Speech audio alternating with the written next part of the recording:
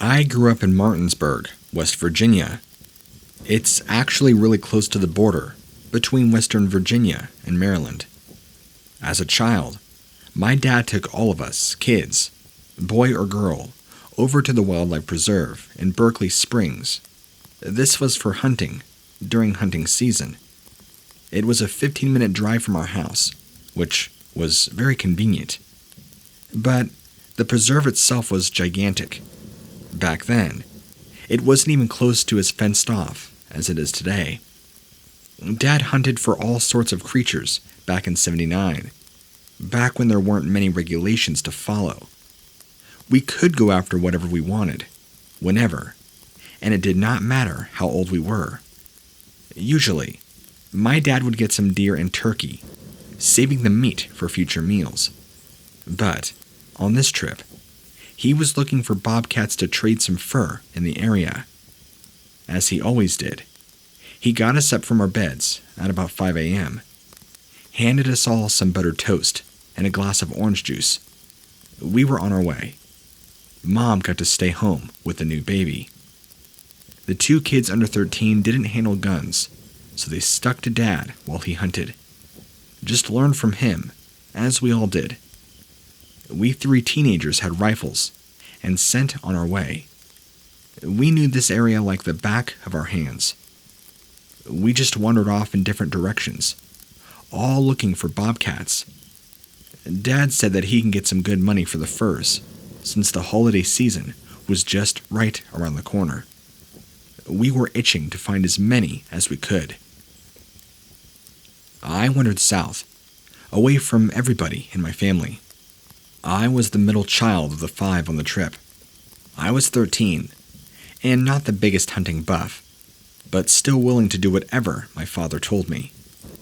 I was definitely the odd one out when it came to our very American heritage, but my family did not bully me about it. I could have said no if I didn't really want to go. I had only been allowed to handle the rifle once before, but I knew how to handle it. I wanted to see if I could be like everybody else. I figured if I went in the opposite direction of everybody, the more bobcats there would be for me to hunt and grab. I passed a pond and a few other clearings, but then would be back in the thick of the woods. It was still early morning, about 7 a.m., when I finally came upon what sounded like an animal stirring in the bushes on a small rock path above my head. I hid myself against the rock to give the animal a chance to walk its way down to my level. After a few seconds, nothing. I was confused because I knew I heard something coming, and there was only one direction it could possibly come from. I thought I should take a look, see if I could shoot it quick from the level where I was standing. As I peeled away from the wall, I looked up and came face to face with what appeared at first to be a dog. The eyes, though, and some of the features were almost human. His head was the size of 2 of mine, stacked next to each other. I was so stunned I couldn't even scream. I just dropped my rifle, the gun going off as it hit the ground. This made this beast angry, because suddenly, he began to sneer. He stood up on the edge of the rock to reveal just how massive he was. At least 7 or 8 feet tall, with claws that could rip me in half. His fur was matted and black, and appeared as if he hadn't bathed in months. His eyes never left me as he began to make his way down to the rock-forced floor. Even his feet were massive. I could hear his footsteps crashing into the ground, so I began to hyperventilate. This was no wolf. It was almost werewolf-like, but it was a sunny morning, not a full moon. I could see him clear as day as he made his way around me. As he got within just a few feet, I was unable to contain my fear any longer. I was only a kid at the time. That's when I heard another bit of movement from the path I came from, followed by a familiar voice. It was my oldest brother. Before my brother was able to approach and see us both standing there, The creature looked in his direction, then took off, climbing up a tree and out of sight. It happened so fast, but it felt like I had been standing there for years. I was shaking, still staring up at the tree as my brother came over to me. He had to snap me out of it, grabbing my shoulders and saying my name over and over. He had heard the gun go off and knew one of us had to be there. He wanted to see if we had caught something. He looked at my face, which was stained with tears. I didn't even know I had cried. I could not speak.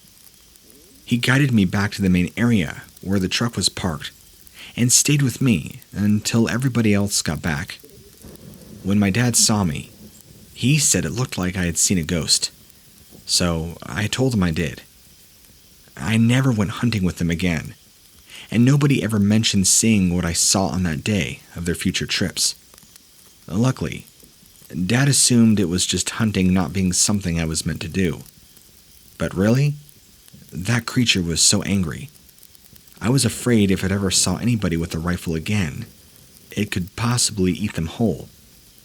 You know, that experience has completely reshaped my life. I am the only one of my siblings that has left West Virginia and moved to much greener pastures.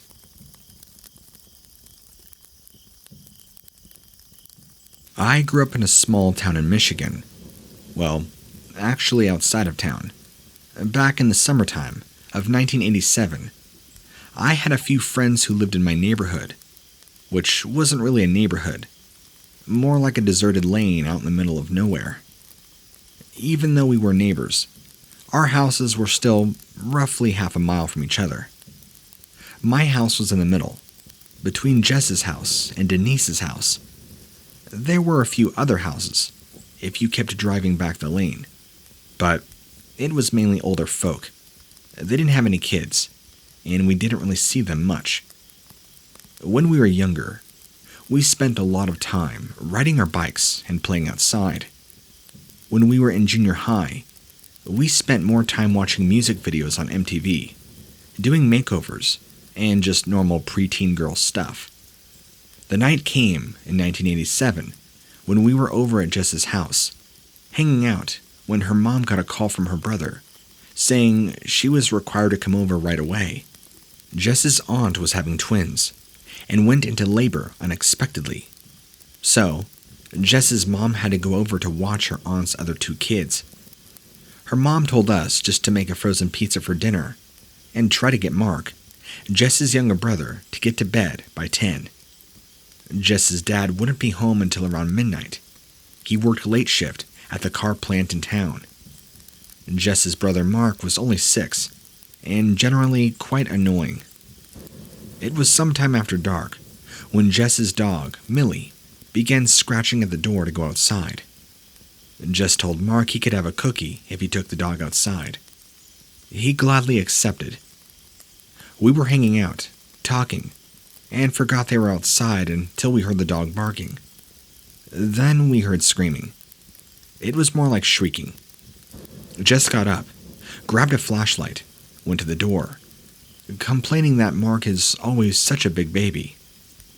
Mark came in the house crying, and we asked him what was going on, but he could not stop, at least long enough to get his words out. Denise and I just rolled our eyes, went outside to see what was happening. I don't know what I was expecting to see, but definitely not what we saw.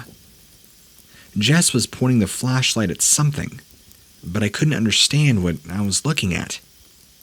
It was a creature, covered in dark fur, standing on 2 legs like a man, but much taller than any man I ever knew. Its head, though, was most certainly not human. It was huge, almost like a wolf or a dog, and the fangs, gigantic fangs, were glistening in the light. I could see drool coming out of the mouth. It kind of made me gag a little. But the worst was the eyes, glowing yellow in the light of the flashlight. I was probably 100 feet away, standing still in the glow of the light, but piercing us with its eyes. I wanted to look away so badly. but I could not.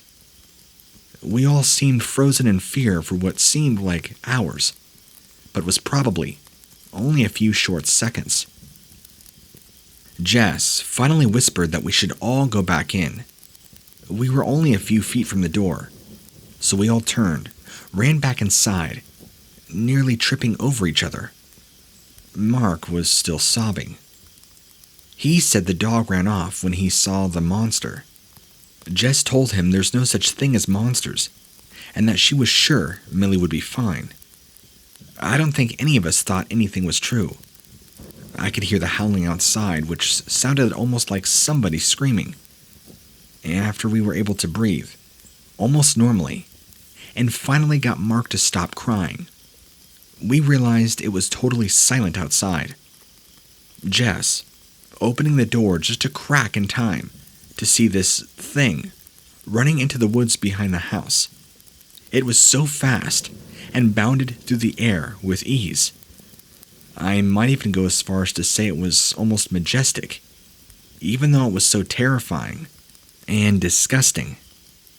We went in the house and sat, silently for a while. Then we heard scratching at the door. Quiet at first, but it sounded frantic. We all jumped and felt myself start shaking. Mark began crying again. Actually, I'm not sure we weren't all crying by this point. I was petrified that the creature was back and was now trying to come into the house. We all just looked at each other for a moment, trying to decide what to do next. And then, the barking started. It was just Millie. Jess opened the door wide enough to let the dog in, took a quick glance outside to make sure that thing was gone. When Jess's dad finally got home later, we told him all about what we'd seen, this wolf man. He was smiling, almost laughing, as he asked us who he was telling us stories about Dogman. We tried to convince him that we had actually seen it, but he just smiled and said goodnight. We didn't sleep that night, and life on our street was different after that. We never walked or rode our bikes after dark, and even walking between houses was now a frightening endeavor. I never saw Dogman again, but years later, I heard stories of Dogman in our area. I have no doubt that is what we saw that night, and I hope I never have to see it again.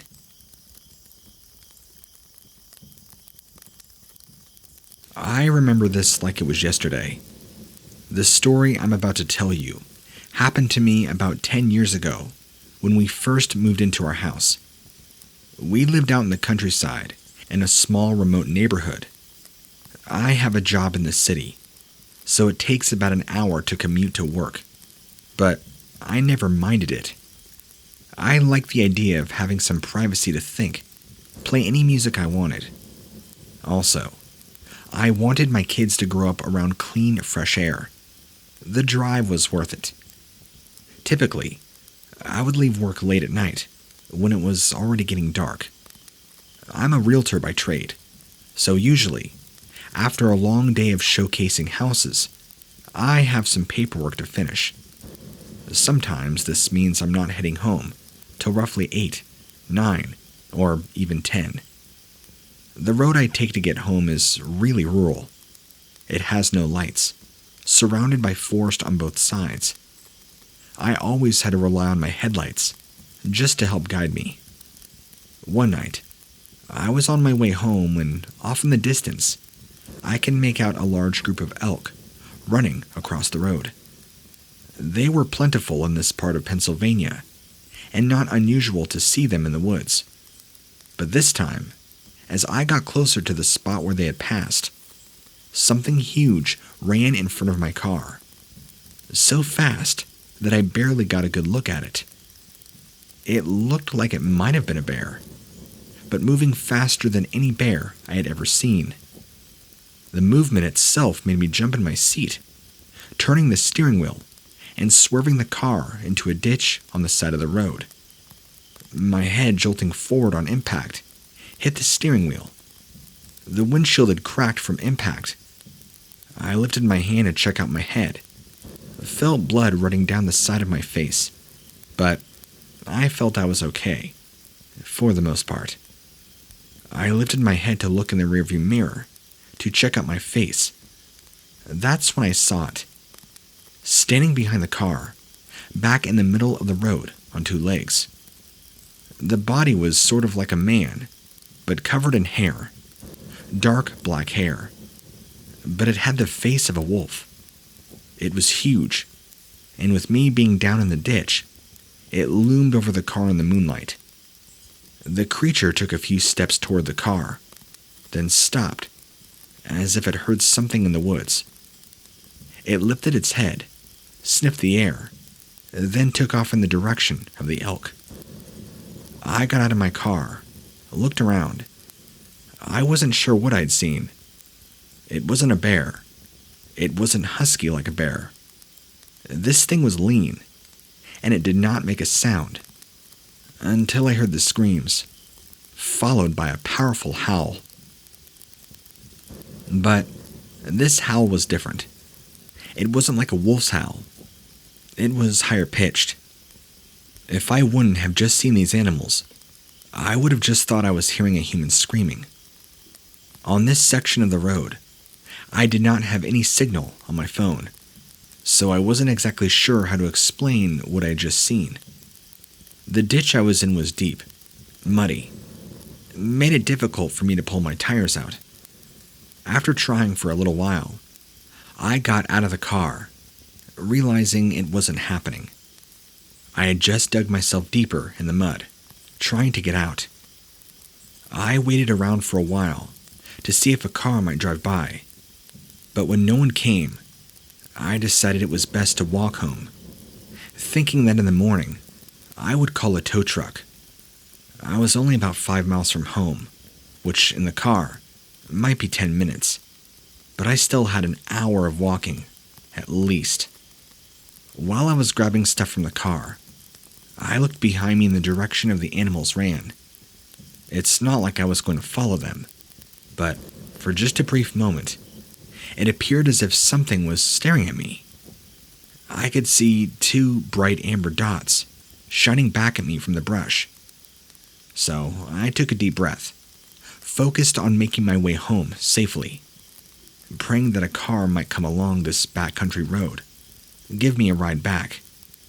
Thankfully, I had brought a flashlight, so I was able to use that. I had not gotten far when I heard rustling, saw movement in the bushes alongside the side of the road. I shined my light in that direction, but any movement ceased. Now, I began to get spooked and sped up my pace. It wasn't long until I began hearing the bushes move again. Then, out of nowhere, I heard a scream. Before I could turn to look that direction, an elk ran past, within inches of me, almost knocking me to the ground.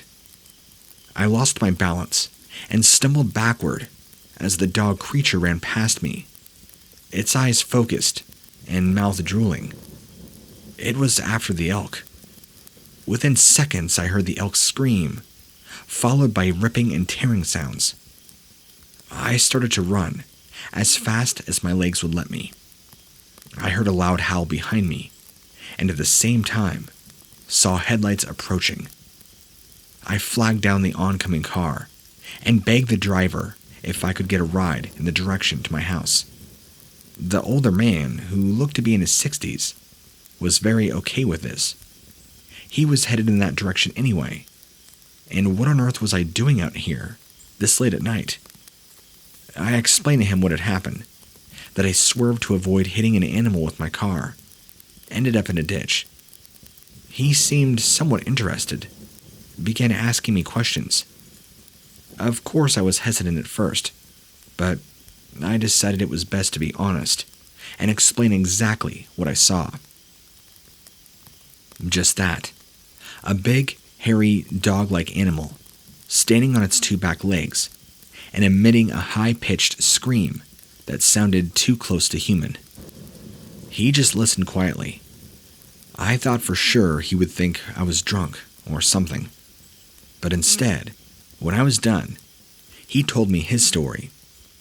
When he was a boy, he grew up on a farm. Cows, pigs, chickens, horses, the whole 9 yards. One night, his own father went out to check the barn, investigating screams from the animals inside. Shotgun in hand, his dad slid open the barn door, and there, before him, was a massacre. 2 cows, 3 horses, not only dead, but had been put through a meat shredder. The most horrifying thing he saw was a wild creature looming over one of the bodies. He said it was a wild beast. Large body, long fangs. Too human-like to be an animal, that's for sure. His dad fired 2 shots into the air, and this beast ran out of the barn, smashing through brush and trees, making such a ruckus and screaming. They never saw it again after that. The man told me that, in these parts, every so often, there are sightings of a beast that is out to kill, and that my story was not the only one he's heard about, a dog beast that disappears as soon as somebody sees it. He was convinced it was only a matter of time. Long story short, I got a ride home, got my car out of the ditch, and made it safely. Now I'm very careful about where I drive and how I drive at night.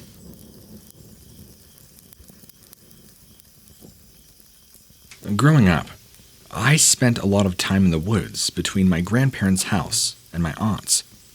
Years before I was born, my grandparents gifted my aunt and uncle with some of their land, and they built a house on it.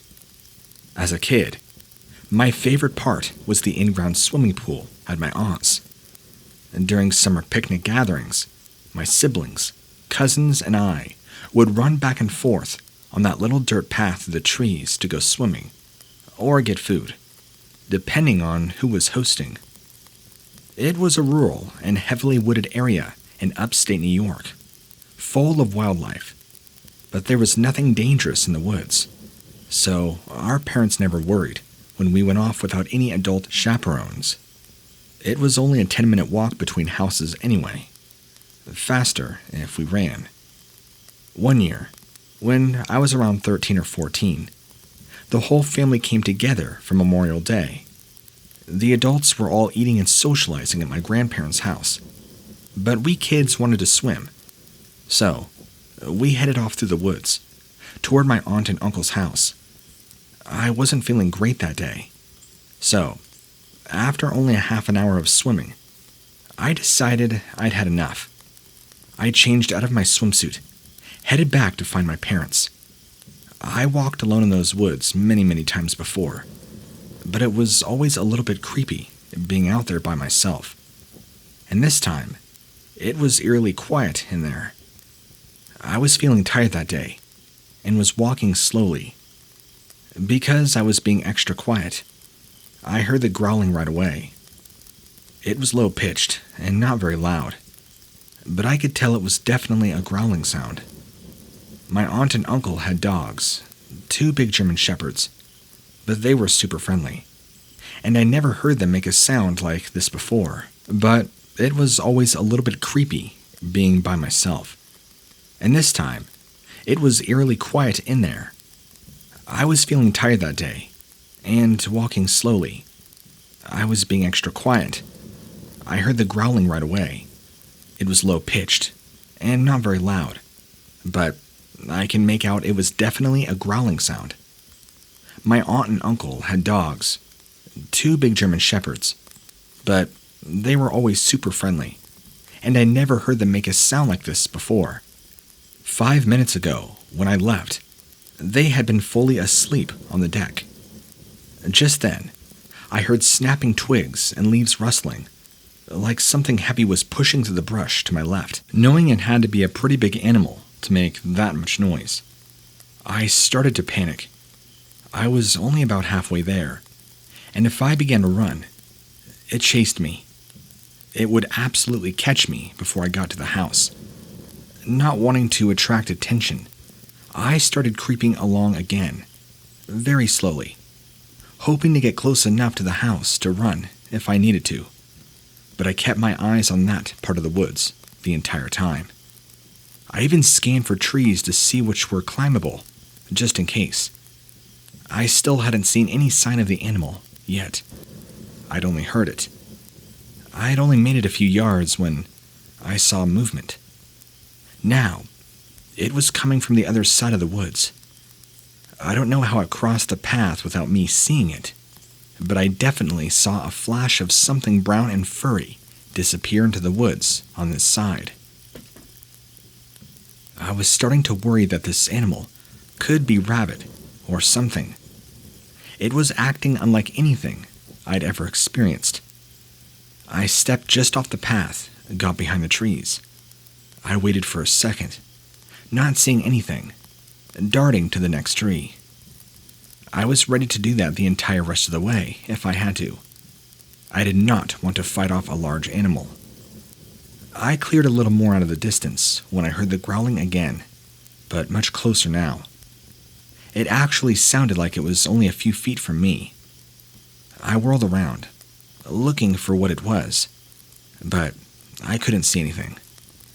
I had made it 3/4 of the way back now, and was thinking that I probably could outrun it. I took one last look around, prepared to start jogging, when something massive fell from the trees behind me. At first, I thought it had to be one of my cousins playing a joke on me. The thing was tall, standing on 2 legs like a human, but as it straightened, I got a good look at it. All I could see was brown fur, dark brown matted fur. It was sort of human, but not. It swiveled its head to look directly at me. I could now see it more clearly, and was looking straight into its glowing yellow eyes and its short snout. What was this thing? I'd never seen anything like it before. If I hadn't been completely covered in hair, I would have almost thought it was human, but it was not. It snarled at me, clicking its teeth together. I took that as a definite warning and let out a quick scream, covering my mouth, and took off running. I zigzagged around the trees as much as I possibly could, and I panicked as I heard crashing sounds behind me and assumed it was following me. I began yelling for my parents as I got to the end of the trees and broke into the grassy field. One of my uncles heard me, came running over, asking what was wrong. Even when I got into the house, I was still panting and terrified. It took a few minutes to explain everything what I had seen. Of course, no one believed me. They all said it had to be a big dog, maybe even a bear or a mountain lion. Wolves were not common around there, but one might have gotten way off track. No matter what I said or how many times I explained itself and what it looked like, that it stood on 2 feet, they refused to believe me. Eventually, my uncle agreed to grab his rifle, go into the woods and check, just in case there was a wolf or a rabid dog around. Although everybody was skeptical, we all sat on the porch and watched him disappear into the woods. I told him roughly where it had fallen from the tree. We could hear him whistling and calling, trying to draw it out. 20 minutes later, he came back, said he had not seen any animals, although he looked a little odd as he said it. Later that night, I pried him more, asking if he had seen anything odd at all.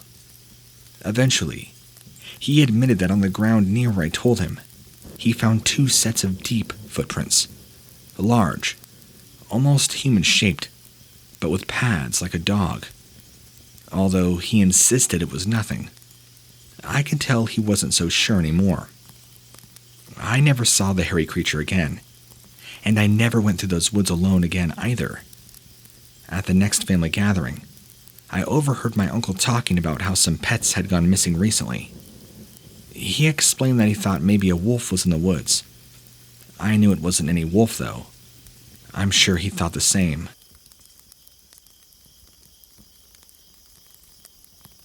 When I was 15, my parents moved us from a Chicago suburb to a tiny town up in northern Minnesota.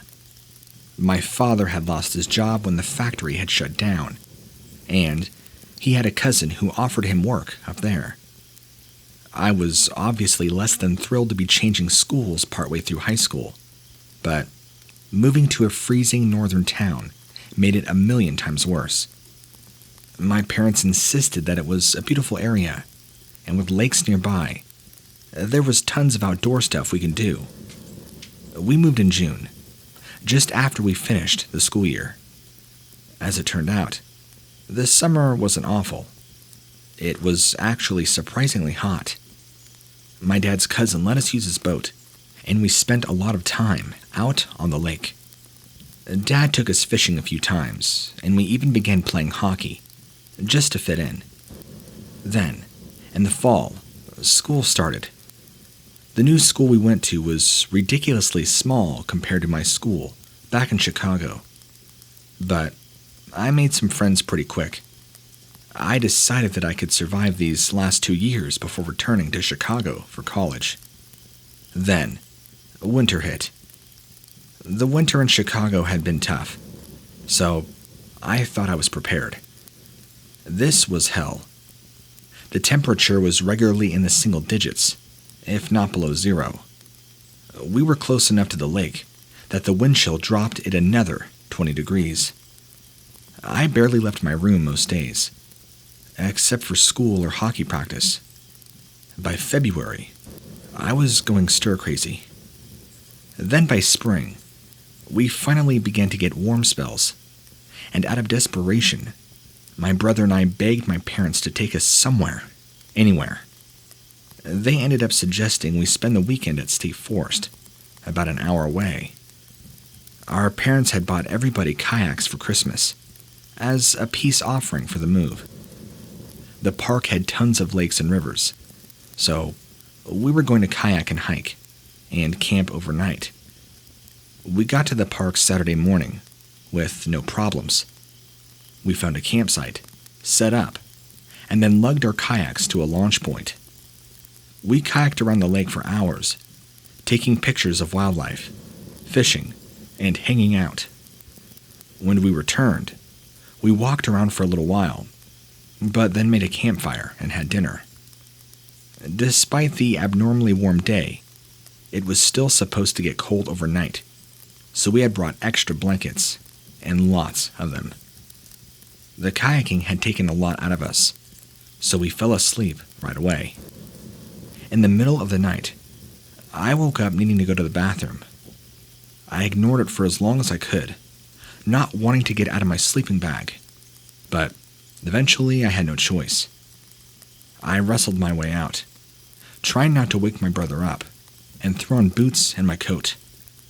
The tents were in a clearing, but there was a small stand of trees maybe 20 yards away or so I headed there. I definitely wasn't going all the way to the campsite bathrooms. I did not bring a flashlight. The moon was bright enough that I could basically see where I was going, and I wasn't going far anyway. I stepped a few feet into the trees and took care of business. Just as I was finishing up, I heard a sound. An animal sound. I wasn't scared, just curious. I was still getting used to seeing wildlife everywhere, and I had running tally of all the things I had seen in the wild lately. I was hoping it'd be something cool, like an elk or moose. Maybe even a wolf, although that probably would have totally scared me. I stayed silent, waiting to see what it was. I heard a few more faint sounds, but couldn't see anything. I was freezing, so I decided to head back to the tent. Just then, I saw something move in between the branches. Based on how tall it was, I was sure it was definitely a moose or an elk. I thought about trying to wake my family up quietly, but I was afraid it would be gone before we could all get back to see it. So I stood still, kept watching. After a minute, I saw a flash of something moving again and heard it getting closer. It came out from between a stand of thick evergreen trees, and at first, I could not figure out what I was seeing. I saw the face first, and immediately thought wolf. but the head was way too high. Besides, the face was just wrong.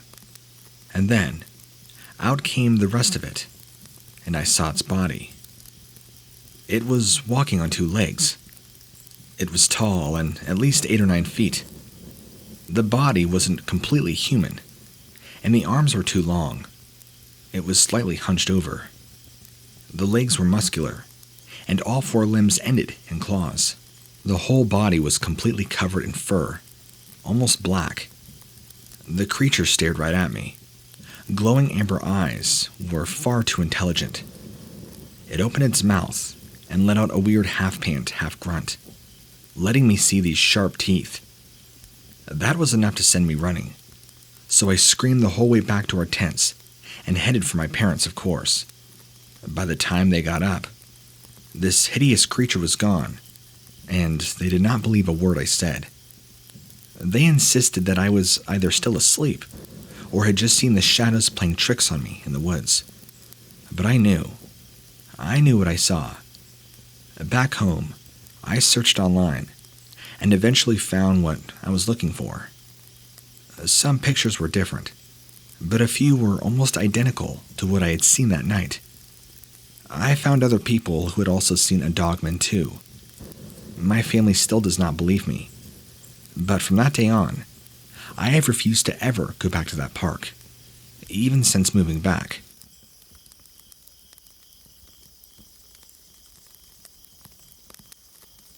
About 2 years ago, I moved to Traverse City, Michigan for work. Things were going well at the new job, and I was confident that I'd be at the company for a little while. So, after living there for a year, I also bought a small lake house on the upper edge of Lake Michigan. It was a small basic cabin, good enough for the weekends away, and for a few weeks of the summertime. I bought the cabin in the fall, but only got to ever spend a few weekends there before winter. I had 2 huskies, and they already loved it. Finally, my first extended stay was in the following July, and I took my full 2 weeks of vacation there. I spent the first days walking the dogs along the lakeshore, canoeing, hanging out, relaxing. Occasionally, I walked the dogs to the woods, behind the cabin. I didn't do it much. Nearly every time I did, the dogs would catch a scent of something, causing them to go berserk. They were normally really chill dogs, but they would start barking and pulling on their leashes like crazy. I'd have to drag them out of the area. Even then, they didn't calm down until we got back to the cabin. I assumed it was something like a family of raccoons, because a few mornings, I found my garbage cans knocked over. Then, one night, I woke up in the middle of the night by the dogs. They were barking maniacally, and it seemed like they were trying to break down the back door. I turned on the light to look around, but didn't see anything. I got the dogs back to the bedroom and locked the door. Eventually, they settled down, but just as I was getting ready to go back to bed, I heard it. It was some kind of howling noise. It must have been what set the dogs off in the first place, and I missed it, because I was asleep. Having huskies, I was more than familiar with dogs' howls, but it wasn't that type of a howl.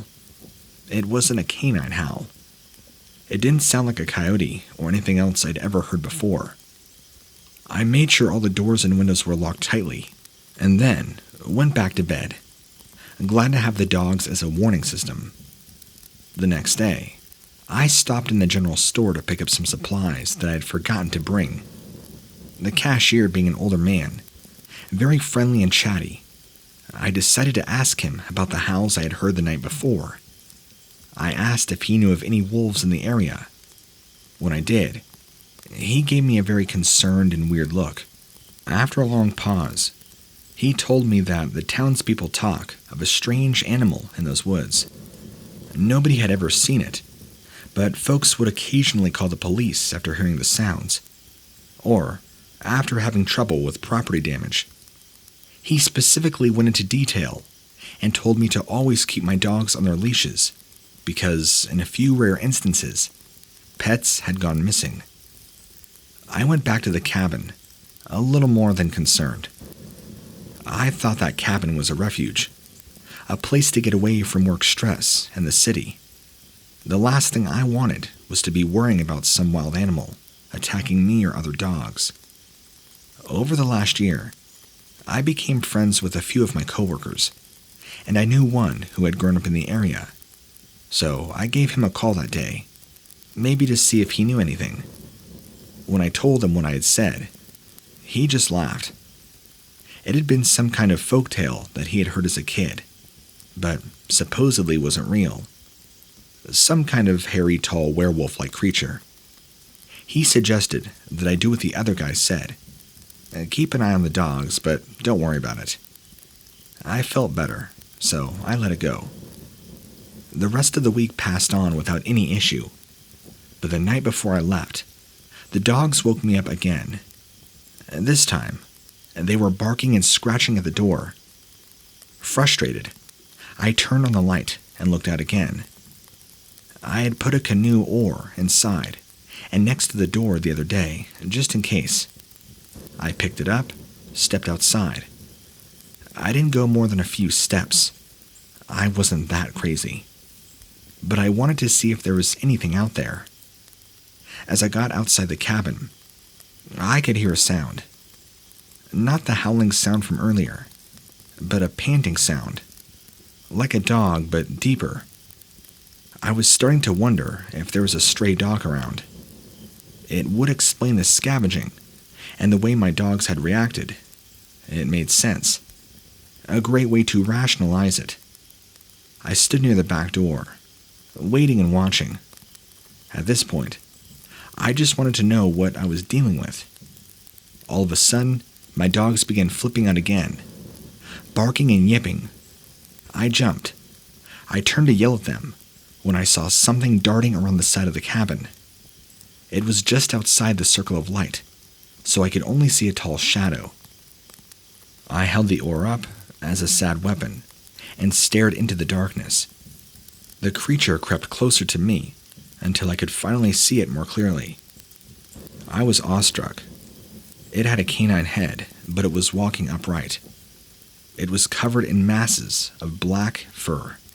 It was very hairy, long stringy hair with tufts of gray and little bits of brown, but I could see a skinny body underneath, muscular and less dog, more human, having huge claws, and when it opened its mouth, I could see its teeth were like little knives. Without thinking, I chucked the oar directly at it and dove back for the door, slamming it shut, locking it, and pushing the small kitchen table in front of it. I then ran back to the bedroom, closed the door and locked it. I huddled in that room with the dogs until morning light came. I did not sleep a wink that night, and occasionally heard sounds around the cabin, but I count myself as lucky that that thing did not try and come in. In the morning, I packed everything up, ran for the car, and got out of Dodge. On my way out of town, I stopped and told the old man cashier at the store what I had seen. He just grinned and told me, yeah, those kinds of things happen around here. The next week, I didn't bother with it. I was not going to come back.